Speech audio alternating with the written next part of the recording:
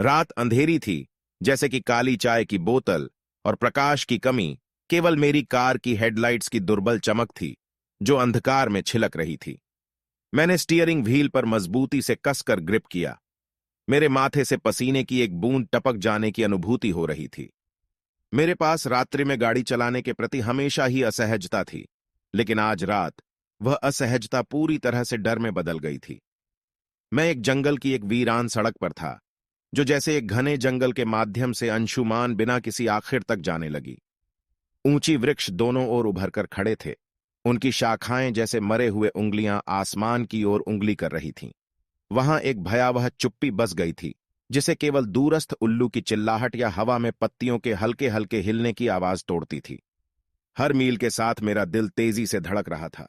मेरी कल्पना ने उदाहरणों की सभी प्रकार की अशुभ स्थितियों का सिरा फोड़ दिया। मैं इस भावना को दूर करने का प्रयास कर रहा था, अपने आप को बेसर्स भयों की बाजी में ले जाने के लिए दोषी मानते हुए। लेकिन जैसे जैसे मिनट बीतते गए, एक गहरी असहजता ने मेरे अंदर खोराक खाती गई। आंख की कोने में अचानक एक हलचल दिखाई दी। मैं झूल उठा। मैंने दिशा में देखा, दिल धड़कते हुए, लेकिन कुछ नहीं दिखाई दिया। सिर्फ वृक्षों की अगण्य सीरी उनके परिधि में नृत्य कर रहे थे। मैंने खुद को गहरी सांस लेने के लिए मजबूर किया, खुद की अशांत तनाव को गुस्से में दलने के लिए। सड़क का आगे का हिस्सा बिना सीमा के साथ बढ़ने की तरह दिखाई देने लगा। अंधकार सभी ओर से घेर लिया, जैसे ऐसा लग रहा था कि रात खुद में एक शत्रुजीवी चेतना बिठाकर बैठी है, देख रही है, इंतजार कर रही है। मैं अपने सिर को हिलाते हुए मुझे अपने मस्तिष्क में अड़ने वाले अराजक विचारों को दूर रखने की कोशिश कर रहा था। और तब, जैसे पहले वाले बार यहां, मैं उसे फिर से देख लिया। सड़क के पार हल्की झलक, सड़क पर छाया हुआ एक छाया। इस बार मैं यकीनी था। मेरे पैर स्वच्छता से ब्रेक पर मार दिए, टायर सड़क पर चीर रहे थे। कार गिड़गिड़ी हो आई थी और मैं वहां बस खड़ा था, दिल धड़क रहा था, अंधकार की गहराई में जांचता हुआ। एक डर का आभास हुआ, वह डर कि मैं इस वीरान सड़क पर अकेला नहीं हूं। मैंने क्षेत्र की जांच की, अपनी आंखों को अंधकार में देखने की कोशिश की, और उसी समय मैं उसे देखता हूं। सड़क के किनारे खड़ी एक अस्तित्व। वह एक युवा महिला थी। उसका पीला चेहरा लंबे, उलझे हुए बालों से घिरा हुआ था। उसकी आंखों में खाली गहराइयां थीं, जीवन की अभाव में खोई हुई, लेकिन वे मेरी आत्मा को भिगो रही थीं। मेरी रीढ़ की हड्डियों पर एक ठंडी सरसराहट महसूस हो रही थी। गर्दन की पीठ की बालों की नीचे की तरफ उखड़ने लगे थे। वह महिला बस खड़ी थी। मेरी ओर उनकी दृष्टि बंद थी। उनके होंठ ऐसे मुड़ रहे थे मानो वे ऐसे शब्द कह रहे हों जिन्हें मैं सुन नहीं सकता था। मेरे दिल की धड़कन तेजी से बढ़ गई। मैंने फोन की तरफ अपनी उंगलियों को फेर दिया, मेरे अंगूठे को कांपते हुए। लेकिन जब मैं फिर से उठ गया तो वह महिला गायब हो गई थी, अंधकार में डूब गई। मेरी आवाज थूक में फंस गई और मैं चिड़चिड़ाते हुए आसपास देख रहा था। भय और भ्रम के अंधकार में मेरे दिमाग में एक सांघ की भावना थी। 911, आपकी आपातकालीन स्थिति क्या है? एक आवाज बोली। एक माध्यम से क्रैकल की आवाज मेरे फोन के स्पीकर से आई। मैंने मैंने सड़क पर एक महिला को देखा है, मैं बोल डाला। मेरी आवाज कांप रही थी। वह अचानक से आई और अब वह गायब हो गई है। मुझे नहीं पता कि क्या हो रहा है। डिस्पैचर ने मुझे विश्वास दिलाया कि मदद जल्द ही पहुंच जाएगी, लेकिन मैंने फोन को काट दिया। एक खोजी चिंता की आवश्यकता मेरे अंदर छिपी रही थी। मैं जानता था कि मैं बस रास्ते के बीच में वहां नहीं बैठ सकता था, इसलिए मैं धीरे धीरे गैस पेडल पर दबाते हुए चलता गया। कार धीरे धीरे आगे बढ़ रही थी। हर छाया, हर पत्ता मेरे पीछे देखने की कोशिश कर रहा था, मुझे दिखाते थे, मेरा मजाक उड़ाते थे।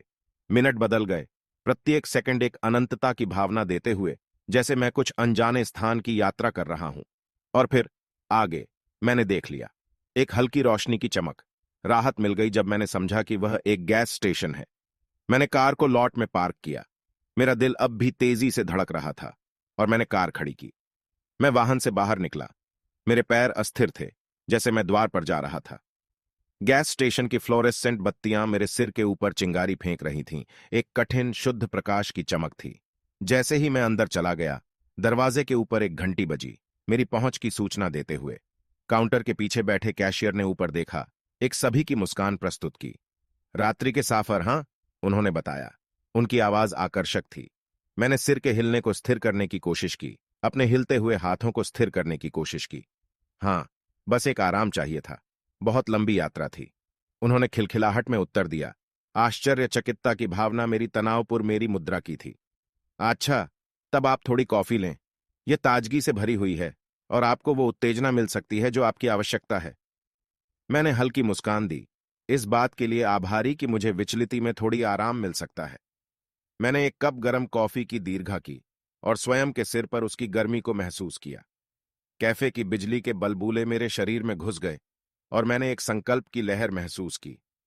मैं इस रात को पार करूंगा। मैं इस भयानक सड़क को पीछे छोड़ दूंगा और अपने गंतव्य तक पहुंचूंगा, जो भी हो।